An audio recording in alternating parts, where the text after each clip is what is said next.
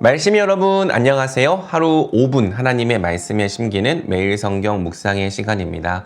오늘 우리가 함께 묵상할 본문은 요한복음 12장 20절부터 33절까지입니다. 오늘 본문 속에서 예수님은 인자가 영광을 받을 때가 왔다고 말씀하시죠.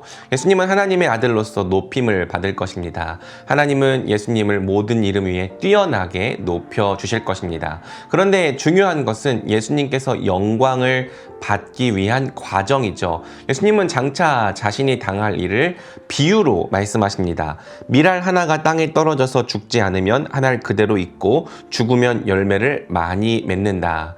이 말씀은 예수님께서 장차 당하실 십자가 죽음에 관하여 말씀하신 것이죠. 밀알이 땅에 떨어지지 않으면 한 알 그대로 있지만 밀알이 땅에 떨어지면 그 밀알을 통하여 수많은 열매를 맺게 되는 것처럼 예수님 한 분의 죽으심이 수많은 생명을 열매로 맺게 될 것입니다. 예수님은 바로 이 목적을 위해서 기꺼이 자신이 십자가를 질 것을, 기꺼이 자신이 죽으실 것을 미리 말씀하신 거죠.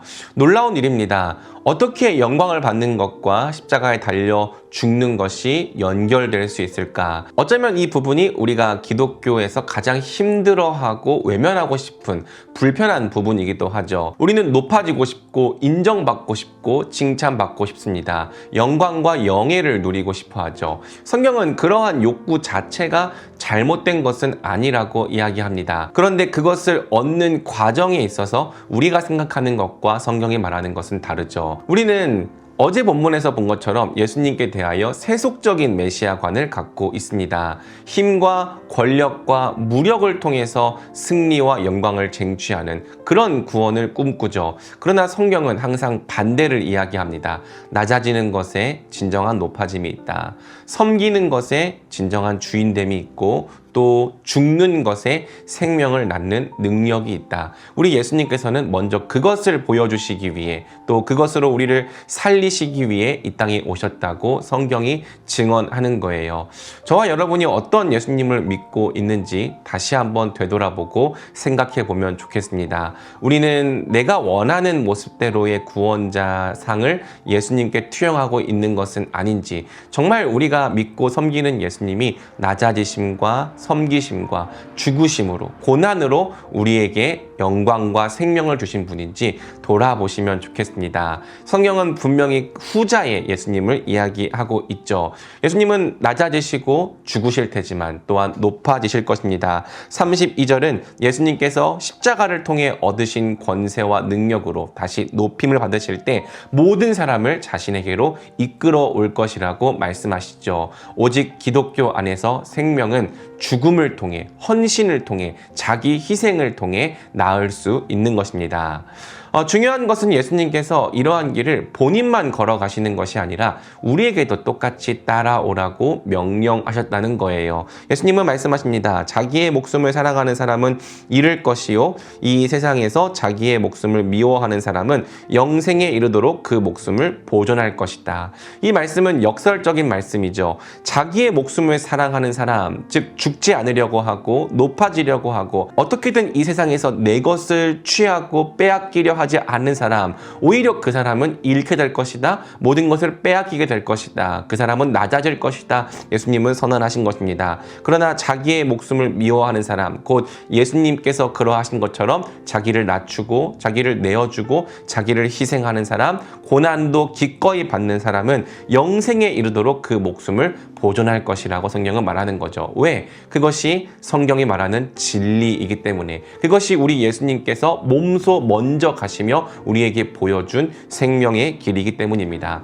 여러분은 어떤 길을 믿으시겠습니까? 예수님께서 먼저 보여주신 이 길이 정말 높아지고 사는 길이라고 믿으며 이 길을 따라가겠습니까? 아니면 여전히 세상 사람들이 말하는 것처럼 내 것을 부여잡고 내 것을 움켜쥐고 내 것을 빼앗기려 하지 않는 자기 중심적인 삶의 길을 걸어가겠습니까? 예수님은 자신을 따라오라고 말씀하십니다. 예수님은 내가 있는 곳에는 나를 섬기는 사람도 나와 함께 있을 것이다 라고 말씀하십니다. 누구든지 사람이 나를 섬기면 내 아버지께서 그를 높여주실 것이라고 말씀하시죠. 예수님을 따라 고난과 낮아짐과 섬김의 길을 걷는 사람들은 결코 부끄러움을 당하지 않을 것입니다. 도리어 예수님께서 높임을 받으셨던 것처럼 그도 하나님께서 높여주심을 경험하게 될 것입니다. 우리가 예수님의 그 길을 본받기 원합니다. 마지막으로 예수님께서 어떻게 그러한 낮아짐과 섬김과 고난, 죽음의 길을 갈 수 있었는지를 보여주는 대목이 본문에 등장합니다. 예수님께서 이렇게 말씀하시죠. 지금 내 마음이 괴로우니 무슨 말을 하여야 할까? 아버지 이 시간을 벗어나게 해주십시오라고 말해야 할까? 예수님은 그렇지 않다고 말씀하십니다. 도리어 예수님은 이렇게 이야기하겠다고 말씀하시죠. 아버지의 이름을 영광스럽게 드러내십시오. 아멘. 이것이 예수님의 소원이었습니다. 그분이 십자가에 달려 죽으시기 전날 밤 겟세마네 동산에서 기도했던 것도 바로 이 내용이었죠. 내 뜻대로 되게 하지 마옵시고 아버지의 뜻대로 되게 하옵소서. 예수님의 마음, 예수님의 중심에는 항상 아버지께서 높임을 받으시고 아버지께서 영광을 받으시는 것에 있었습니다. 그렇기 때문에 그분이 영광 받기 위해서는 자신의 낮아짐과 죽음, 헌신과 섬김도 결코 마다하지 않았던 것이죠. 누가 예수님처럼 낮아짐과 섬김과 헌신과 희생의 길을 갈 수 있는가? 그것은 내 자신보다 하나님이 더 소중한 사람입니다. 내 자신의 영예보다 하나님의 영광을 더 사랑하고 내 인생의 목적이 내 자신이 아니라 하나님께 있다고 믿는 사람입니다. 그분이 우리의 중심이고 그분이 우리의 목적일 때 우리는 기꺼이 우리를 내려놓게 될 것입니다. 때로는 우리를 헌신하고 때로는 우리를 희생해서라도 우리의 아버지의 이름이 높아지기 위한 선택들을 하게 될 것입니다. 놀라운 것은 하나님께서 예수님의 이 고백을 들으시고 이렇게 말씀하셨다는 것이죠. 내가 이미 영광되게 하였고 앞으로도 영광되게 하겠다. 하나님은 하나님의 영광을 위해 이 일을 하겠다고 말씀하시는 예수님의 고백을 기쁘게 들으셨습니다. 그리고 하나님의 영광을 드러내는 일에 예수님의 모든 삶이 기꺼이 사용되게 하시죠. 우리의 삶도 하나님께서 그렇게 사용해 주시길 원합니다. 하나님의 영광을 드러내기 위한 모든 목적에 우리의 삶이 사용되고 또 하나님께서 영광을 드러내실 때 우리도 그분과 함께 영광을 받는 그 자리에 있기를 원합니다. 예수님과 함께 자기 십자가를 지고 자기를 부인하며 그분의 제자로 따르는 그러한 삶이 저와 여러분 가운데 있기를 축복합니다. 우리 오늘 말씀을 붙잡고 같이 기도할까요? 사랑의 주님 감사합니다.